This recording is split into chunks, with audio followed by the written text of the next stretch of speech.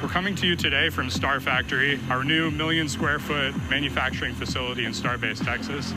The Super Heavy booster is the first stage of the Starship launch vehicle stack. It's the largest boost stage ever developed for any rocket ever.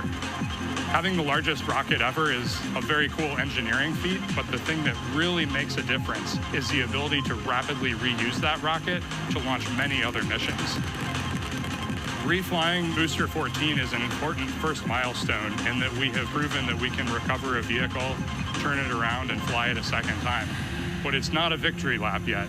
From an operational perspective, an ideal state looks like a vehicle where very few things have to happen on it in order to take back off again. So we catch the vehicle, put it back onto the launch mount, put a new ship back on top with its payload, refuel, and take back off. And that same booster will come back to the launch mount, and we do the same thing all over again.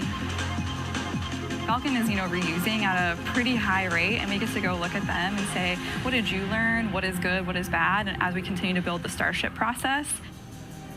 Zero-touch refurbishment really looks like a commercial airliner. The advantage we have on Booster relative to when we developed Falcon 9, for instance, is this was really designed from the outset for rapid reusability.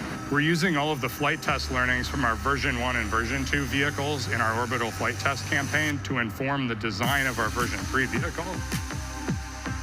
The next generation vehicle will be the first time that we've really attempted to make rapidly reusable thermal protection on a rocket. In the next iteration, we'll be able to add in new innovative materials and regenerative cooling that will enable rapid zero-touch refurbishment. Rapid reusability, the ability to fly, turn the vehicle around, and refly again immediately is really the key goal of the Starship program.